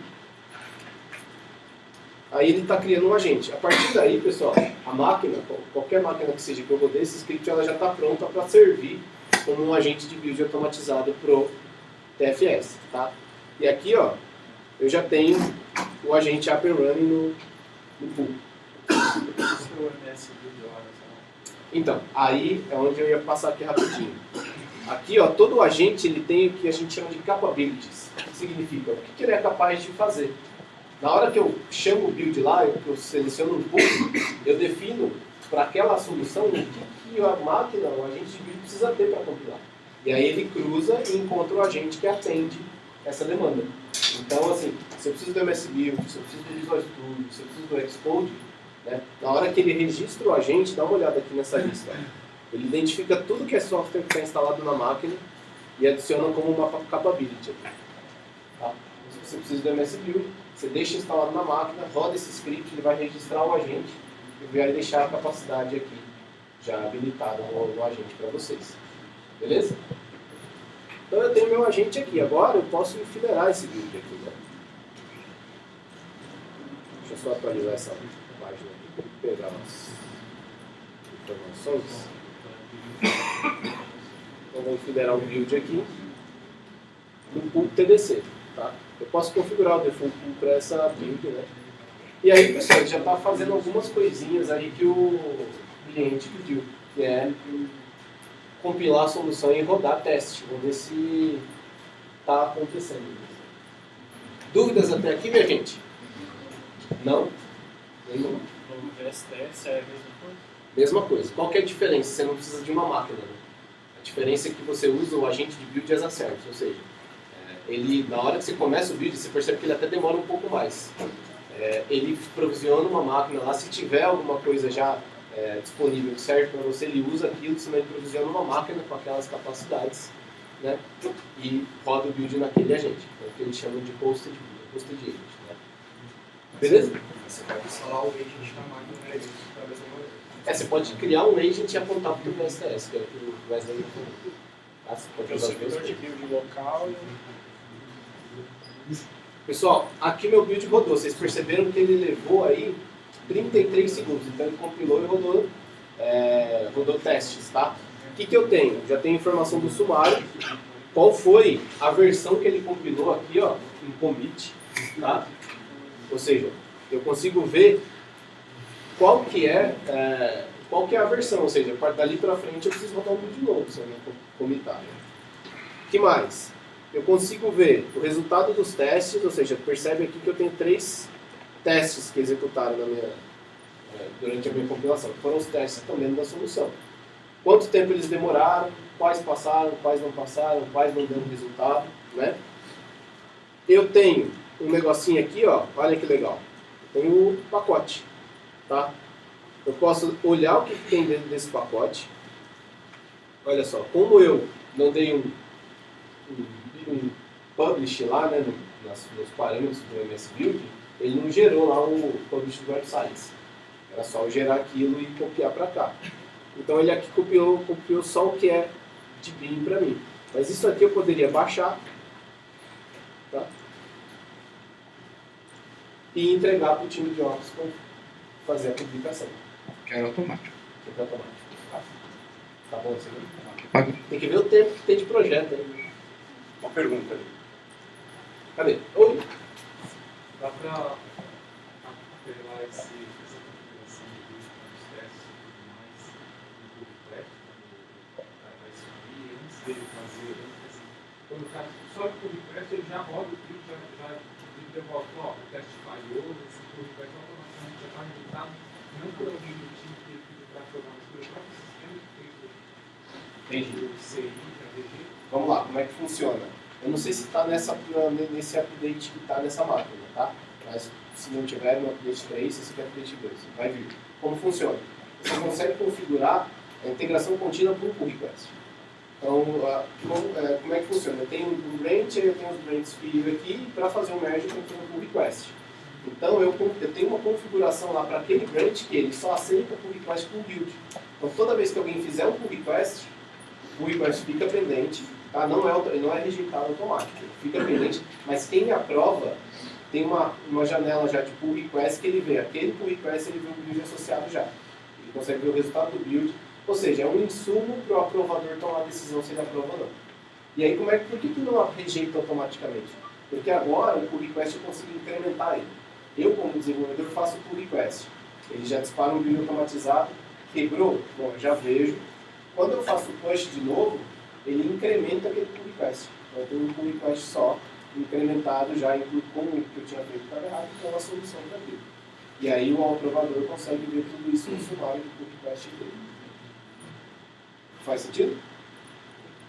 Mais alguma? Pensei que você estava só aqui, eu dar massagem. Tá. Então, vamos entregar o projeto agora? Vamos. Release. Vamos pro release então, pessoal. Por que a gente falou de... Por que a gente falou de build antes de release, né? Não. Porque eu tive que preparar lá uma forma de empacotar. Então, o que o cara que faz release precisa? Precisa do pacote pronto e saber o que fazer com aquele pacote. Então, vocês vão ver que a parte do build ela é fundamental, tá? Para que a gente consiga andar com o release também. Tá? E aí o nosso amigo aqui, o Brandon Lee... Então, o que acontece? Quando a gente fala de DevOps, a ideia é a gente ter uma integração entre desenvolvimento e operações. Essa é a ideia do DevOps. O Visual Studio ele dá ferramentas aí para todo mundo. E aí, algumas empresas têm uma questão de você dividir responsabilidades. Então eu falo assim, olha, aquele time é de operações, só aquele cara pode entrar na máquina, o desenvolvedor tem que entregar uma coisa, então eu vou fazer as pessoas se conversarem. Então o que eu vou fazer aqui? Eu sou operações, vou trabalhar junto aqui com o meu amigo aqui de desenvolvimento. Você tem cara de um cara de operações. Quem é que Então, alguém aqui é de Ops? Agora é os caras. Então, Eu gosto. quem lembra, essa aqui é o update, tá com o update 2. Antes disso, vocês usaram o Release Management, aquele produto? Vocês usaram? Você é de Ops, né? É você que é de Ops? Não, é Ah, vocês gostavam dele? confuso. Eu gostava da interfacezinha lá, era bonitinha lá. Mas a Microsoft, ela está no movimento de levar tudo para a nuvem, né? E não só levar tudo para a nuvem, mas abraçar todas as plataformas. Por isso que, apesar de a gente ter dividido .NET e Java, que não faz muito sentido, né? Então ela trouxe tudo para cá, para a interface web. Né? Então morreu aquela interface client, e agora eu tenho esse hubzinho aqui. Aí, ó, o Bruno falou que não tirava a foto, falou isso também. Eu tenho esse hubzinho aqui chamado Release, que é ele que vai deployar isso aí para os meus ambientes, certo? Então você fez o build está passando, né? Então vamos criar uma release aqui. Eu entro aqui no meu hub de release, vou clicar aqui no maisinho, vou escolher esse empty, não vou fazer para Azure, né? Não esquece dos meus 3 ambientes. Vamos baby steps. 3 ambientes. 3 ambientes. Dá pra gente terminar de fazer aqui? Vou chamar aqui Fabricant Release. Né? O que mais que eu preciso ver aqui? Bom, ele já tem uma facilidade aqui, que ele está falando assim para mim, ó, se você clicar aqui nesse linkzinho, eu posso linkar com aquele build que foi criado a minha release. Então ele já te facilita aí alguma coisa.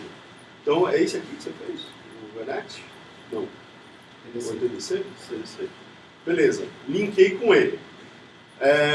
Vamos ver uma outra coisa aqui. Triggers. Quando que eu vou disparar essa release? Né? Imagina que se eu tenho um CI, né, o próximo passo ali é fazer um continuous delivery, que ele vai ficar me entregando isso aí até chegar em produção. Para isso eu preciso só pegar aquele build lá e deployar ele. Então vamos colocar ele aqui como continuous deployment. E selecionar o artefato que eu quero deployar. Tá?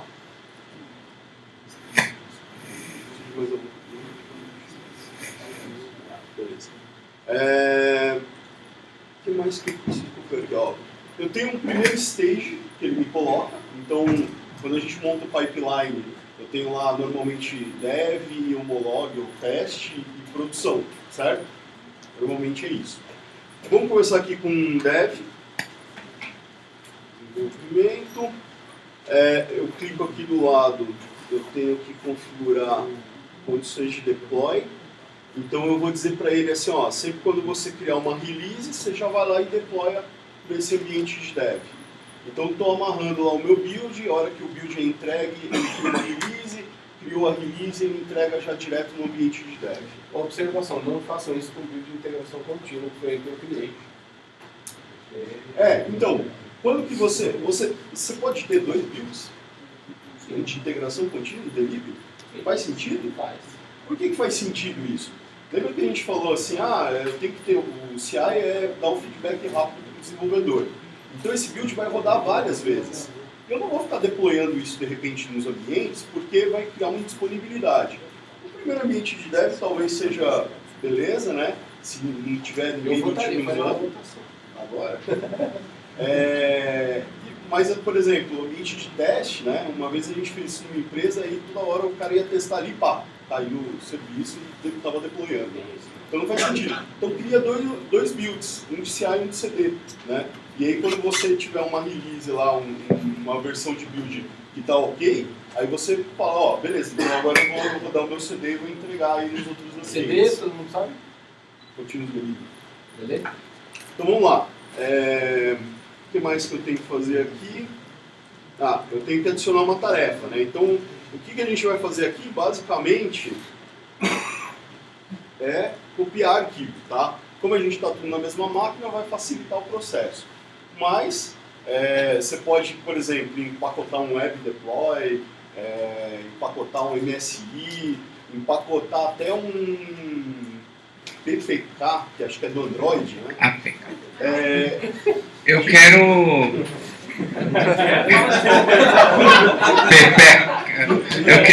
Eu quero fazer deploy de banco de dados. Eu tenho task já pronta para isso? Tem task prontas erradas para fazer isso? Para fazer deploy de banco? Não Eu quero pegar... O time falou que tem um DACPAC lá, eu quero... Sim, DACPAC deploy. Quem faz continuous delivery ou deploy aí de banco de dados? 2, quem faz versionamento de banco de dados? Olha essa fera aí, meu. Então, quando você tem um pipeline automatizado, é muito importante que você também faça um banco de dados. Por quê? Imagina que o seu software vai indo para frente, tudo automatizado, tudo bonito, com dashboard e tal. Aí você grita, DBA, vai lá, deploy script, o cara vai lá, executa na mão, aí dá erro, vai não, ele tem que ter a bola de cristal ali para adivinhar o que estava. Às vezes nem avisa o DBA, né? Para adivinhar qual o estado do banco naquele momento. A gente criou uma ferramenta própria nossa, a gente tem um dicionário de dados. Sim. Então, qualquer coluna, tabela nova, a gente não utiliza um banco de repositório, a gente cadastra nesse dicionário de dados. Entendi. Gravado no CML lá, administrado no TFS, no de versão. Legal. E aí esse cara, a gente, quando gera os pacotes do delivery, né, para usar nos clientes, vai esse dicionário lá dentro.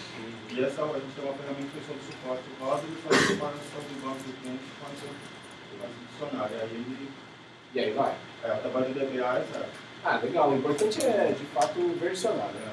Você precisa ter os dois, tanto a aplicação quanto o banco no mesmo tempo, senão é muito rápido. Fui. Se você estiver usando o H-Framework com a abordagem de Code First,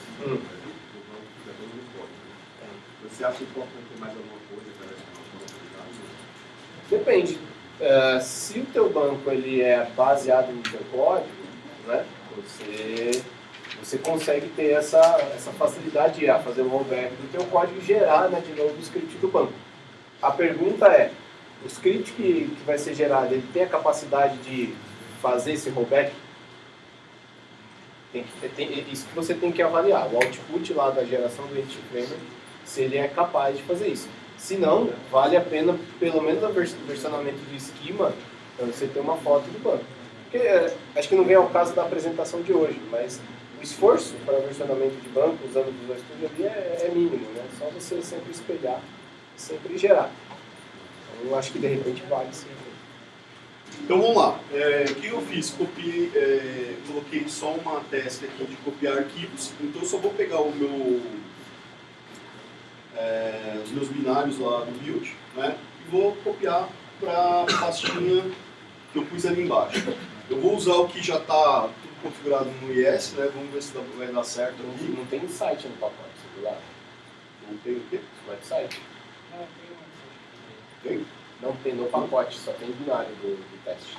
Tem que colocar o parâmetro lá no build, lembra que eu falei? Viciado? Opa! Pegadinha aí, então. Pegadinha no malandro, velho. Então, vem aqui me ajudar aqui, cadê esse negócio? Cadê aqui? Tem... Alguém lembra quais são os parâmetros lá no... O P aqui, o output? P... Quem sabe?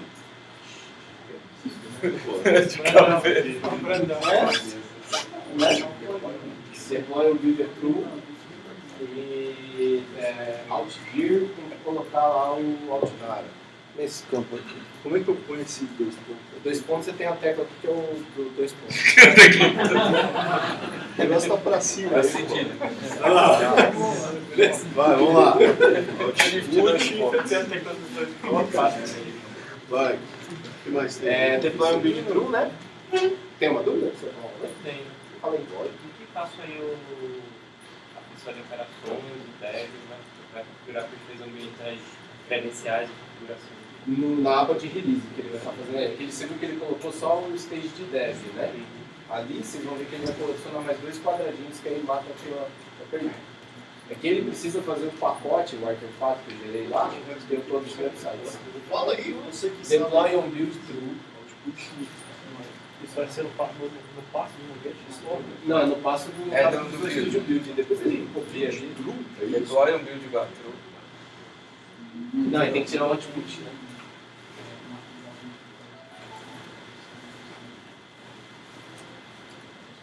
E o Igor? Não manjo, não lembro de cabeça aí, meu pai, nossa. Cabeça não, tem anotado aqui na minha pauta. Ah, manda pra nós então, velho. Ajuda a gente aí. Vai digitando aí que vai ficar certo. É isso aí?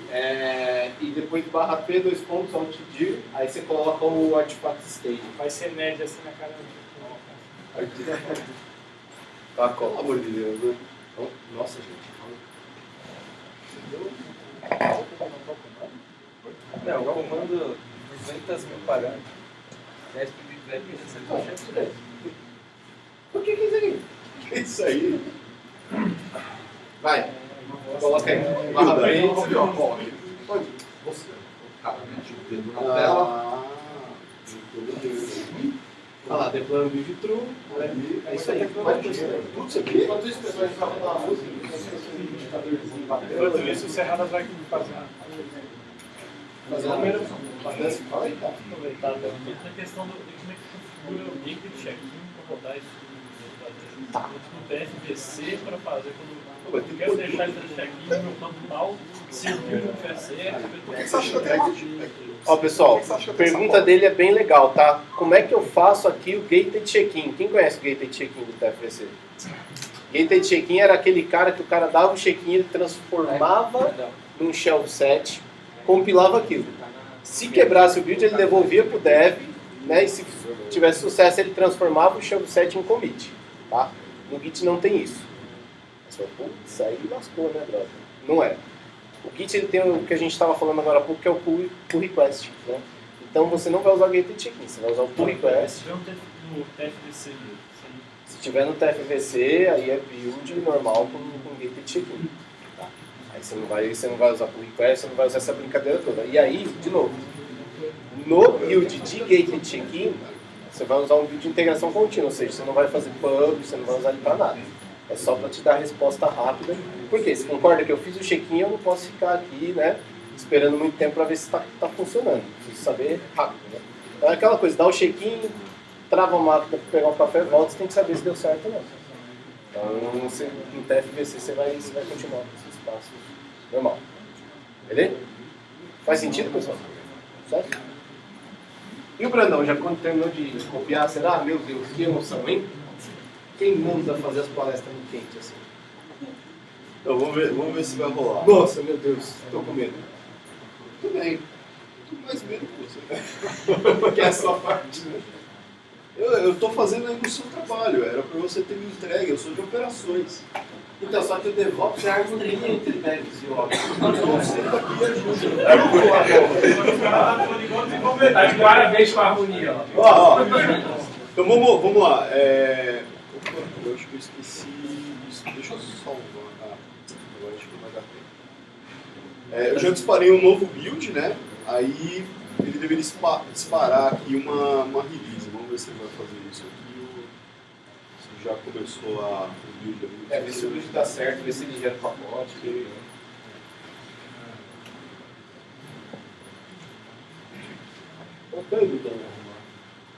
Parece que... Buildou. Aqui no meu agora, disparou uma release, tá? Então, eu só tenho um ambiente, então só vai aparecer um retângulo aqui, tá em azul lá. Vamos ver o que ele vai fazer. Aí, ó. Sucesso aí, ó. Então, se eu deployei aqui em dev, e eu abrir aqui, ixi, deu pau aí. Ó, sucesso, hein? Porque eu acho que provavelmente a gente não deployou. Vê no artefato se ele gerou.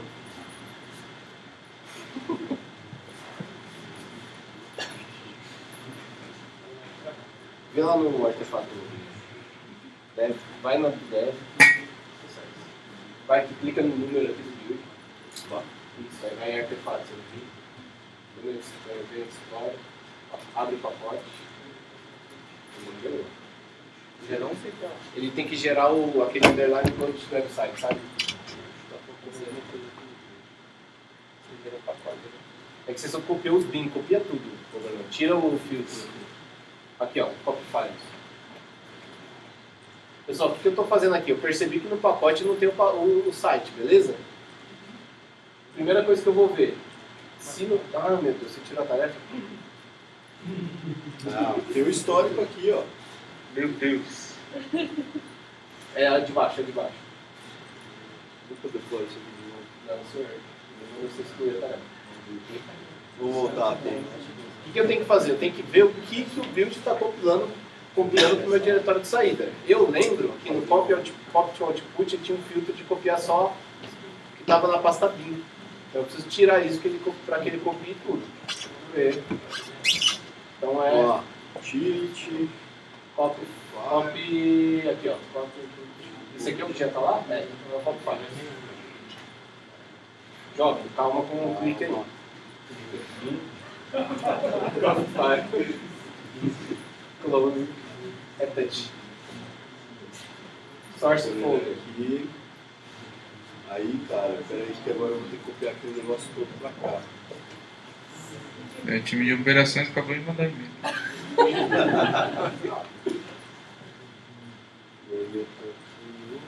Copiar o endereço. Não, jovem. Peraí, deixa eu copiar o endereço do dev aqui, cara. É que não é nessa tarefa que você tem que fazer isso, né? Eu sei, cara. Você vai fazer essa... Deixa eu colocar alguma coisa pra salvar. Deixa eu te perguntar, enquanto ele copia. Faz essa, boa, ótima. Salvou a vida Obrigado. dele. Muito bom. Salve Assim, esse ó, tema, cara. vamos supor que o cenário é o seguinte: cada ambiente tem uma configuração. Ok. Configuração de banco e tudo mais. Tá. E aí, por exemplo, eu não posso copiar o webconfig, por exemplo. Como que eu resolveria esse problema? Ótima. Eu posso copiar tudo. Ótimo. Na verdade, existe já uma solução para isso, que é chamada de tokenização. O que significa? Quando você gera o pacote, na hora do build, você substitui o teu webconfig de desenvolvimento lá da máquina local por um arquivo tokenizado. O que significa isso? Os valores de string de conexão, de caminho físico, eles são substituídos por tokens. Na verdade, são nomes de variável. Tipo um hash. Exato. E aí, o que vai acontecer? Em cada estágio, você define qual é o valor para cada um desses tokens. E define em que arquivos eu devo procurar esses tokens. Então eu falo assim, ó, eu coloquei todos os meus webconfig lá, eu tokenizei, então tá cheio de token lá. E lá no ambiente de dev, eu falo assim, ó, a variável connection string, o token connection string no ambiente de dev é equivalente ao banco X. Na homologação, banco Y, por aí vai. Então, e aí eu falo, ó, você vai fazer essa substituição de valores em todos os arquivos que for de extensão .config. Então, o que tiver, ele substitui, o que não tiver, ele deixa passar. Então, o método chama-se tokenização. Legal. Acho que eu ouvi lá. Dá pra usar Boa pergunta. Ó, tá show isso aqui, tô adorando. Dá para usar, perfeito. Só que qual que é a diferença, tá? Se eu fazer a transformação de webconfig, eu tenho uma brecha de segurança muito importante. Vai significar que todas as minhas credenciais, variáveis, por mais que eu criptografe, alguém vai ter que fazer, mas vai estar versionado no meu TFS, no meu source control. Então qualquer um que tem acesso ao source control pode ir lá, se eu não criptografo, por exemplo, tem acesso às credenciais. Quando eu transfiro essa responsabilidade para o Release Management, provavelmente vai ser só o time de Ops que vai ter acesso, e quando eu defino, por exemplo, campo de senha, ele é aquele lá com asterisco, ele não é aberto. Tá? Então, eu posso, só que eu tenho um problema de segurança envolvido aí. Beleza?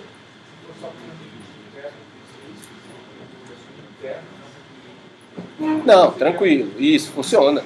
Aí você não precisa fazer essa tokenização no release, tá? Mas é o que eu sempre falo, a ferramenta está aí para atender a demanda, né? Então é uma solução sim. Tá bom?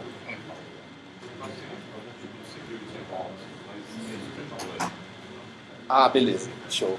Obrigado, gente. Galera, desculpa, eu errei o clique ali, perdi o negócio. A gente não Mas tem você vai me tempo entregar aqui. no prazo. A gente vai negociar esse contrato. Não. Ah, tá bom. Eu vou Mas ficar excelente. devendo ali, mas vocês viram que ele deployou os artefatos que ele tinha subido pro build. A única coisa que a gente precisava ajustar é o que ele estava pegando do build e jogando lá como artefato do TFS e depois eu puxar isso pro release. Ele jogou aqueles TXTs ali, né? Que foi o que a gente já tinha subido, né? Eu fiz só o environment de dev, aí depois eu teria que fazer os outros. Para isso é simples, normalmente ele é igual, então a gente tem a opção aqui de clonar, né? Então eu vou clonando aí os environments, né? E resolvendo as particularidades de cada um. Por exemplo, em dev você não simula um load balance. E já em homologação, de repente, você pode ter um load balance para simular a melhor produção. Aí você só tem que ajustar esses environments.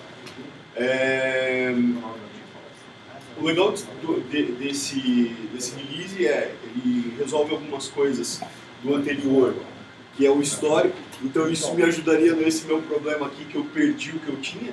Eu só preciso ir fazendo os diffs aqui para ver onde que eu deletei a tarefa, né, igual do build. Toda a parte ainda de aprovação a gente teria que fazer. É isso que eu queria. Me mostra, por favor, só a tela de aprovação, que foi a questão que eu levantei, por favor.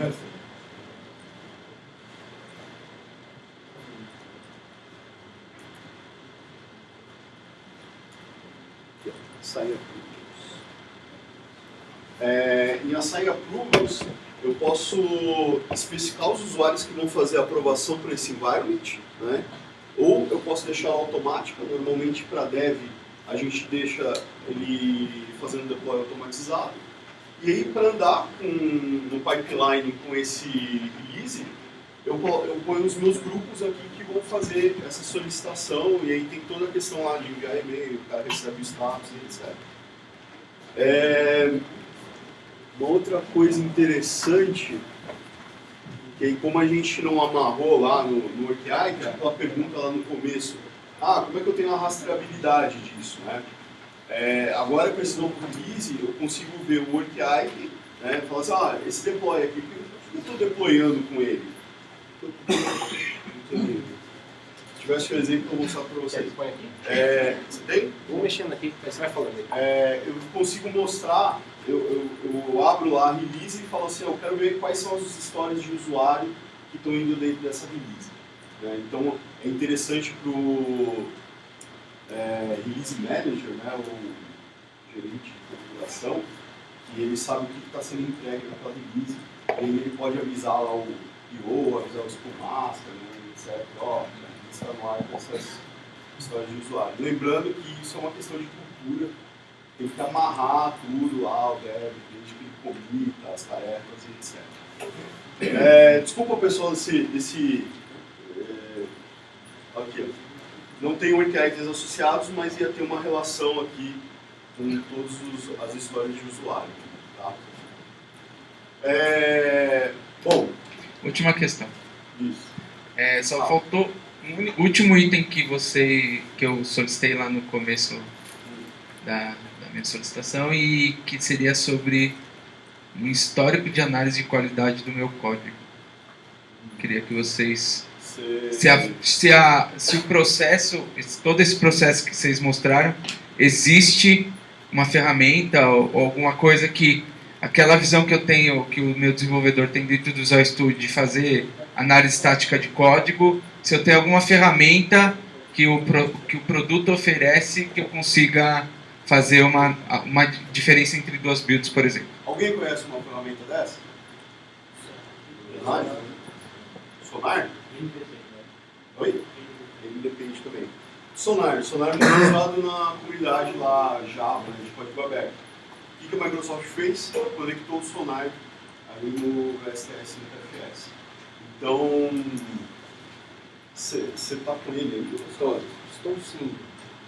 Pessoal, só perguntas. Tem quantos minutos? Já acabou. É a última pergunta. Eu tô olhando feio pra você, João. Era a minha última pergunta, como cliente. Eu vou mostrar aqui rapidão. Enquanto ele abre aí, o que a Microsoft fez? Ao invés de desenvolver a ferramenta, né, ela falou, vamos pegar um negócio que já funciona e vamos ligar aí no Visual Studio. Então, o Sonar, ele tira várias métricas do código e aí é mais um feedback, né? Quando eu tenho lá o CI reportando que integração de código e tal, o CI, o SonarQube, vai me dar um feedback aí do que você está pedindo. Pessoal, vocês sabem o significado de débito técnico? Débito técnico? Quem falou oi? Fui eu. O que significa débito técnico? Você que tem que responder. Não, fala pra mim. Eu não. Eu sou cliente. Débito técnico é quando você vai acumulando coisas que você deveria ter feito no seu código e que você fala assim, daqui a pouco eu faço isso, depois mais pra frente a gente refatora, né? E isso aí vai acumulando, chega uma hora que você tem que pagar essa dívida, né? É o jeitinho brasileiro. O jeitinho, você fica pendurado e aí você tem que pagar essa dívida, né? Então, uma hora o teu código vai te cobrar disso. Pode não te cobrar, o seu software vai continuar funcionando, mas o que vai acontecer? Às vezes novas implementações de feature vão ser ruins de se fazer, você começa a ter mais morosidade e por aí vai, né? Então, e aí você vai pagar os juros, né, de ter acumulado aquilo lá, e aí aquela famosa que muitas vezes as pessoas falam assim, não, tem que reescrever tudo, né? Então quer dizer que aquela feature que eu comprei lá, que identifica, fala assim, compra o Enterprise que ele vai ver code clone para você. O cara da Microsoft veio me vender isso. Então o Sonar vai pegar isso para mim. Pode mostrar aqui já? Mostra. O que significa, pessoal, que eles estão falando? Quando ele falou que colocou para funcionar aqui no TFS e no VSTS, significa que tem uma tarefa já aqui que serve para integrar direto com o servidor do SonarQube. O SonarQube precisa de um servidor lá com ele rodando, tá? Ele tem diversos analyzers. Quando eu faço isso, eu começo a mandar os resultados das minhas análises lá para o servidor do Sonar, né? Então eu falo, vai analisar o que compilar aqui. E lá no fim, eu finalizo a análise e faço o upload das informações para o server do Sonar. E como ele mostra essas informações para mim? Né? Aqui eu informo qual que é a integração através de endpoint, que a gente configura. Eu falo qual que é o projeto, qual que é a versão do projeto que eu estou compilando. E aqui é o dashboard do Sonar, que eu posso customizar também. E aí ele começa a mostrar algumas informações referentes à análise que ele fez no meu código. Tá? Então ele fala que tem tudo isso de bugs, tem 42 vulnerabilidades, 5.300 code smells e por aí vai. E aí então, eu consigo ter informações... Eu contratei você para você falar que meu time fez 83% de duplicação de código, é isso? Fez, no caso... Você está enfiando o dedo no meu olho. Sim. No caso tá, obrigado. Podia ser pior. Ele apareceu agora, ele ficou quietinho ali. Só pontuando as partes importantes. Tá, ó. E aí esse aqui é o resultado da análise. Falei. Quais são os melhores indicadores que o Sonar pode me dar para eu poder convencer a diretoria da minha empresa que eu tenho que tirar um tempo da minha sprint, cada sprint, para poder ir evoluindo esse código? Essa pergunta é dela. Não, mas essa é uma ótima pergunta. Mas quem vai responder? Você quer responder? Você que é o cliente, o que você vai oferecer? Sabe qual que é o melhor aqui, ô Luigi? É esse aqui, ó. Tá vendo? O seu débito é esse aqui. Aí é o seguinte, eu preciso explicar isso para a minha diretoria, entendeu? Como eu explico A sua diretoria, eu acho. Eu estou tendo que explicar hoje para mim. Aí é convencimento, tá? Exatamente. Como Tite diretor, merecimento. Quanto maior o débito técnico, mais difícil é implementar uma nova feature. E maior o custo. Fala de dinheiro. Fala de dinheiro que você convence. Quanto maior o débito, maior o custo. Alguém sabe a fórmula do débito técnico?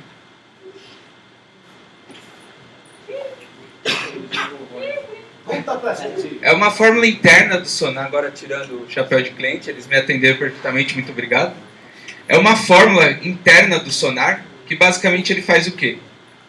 Ele pega, ele analisa o código, e você consegue classificar essa análise e as issues que ele procura por alguns tipos, minor, critical, etc.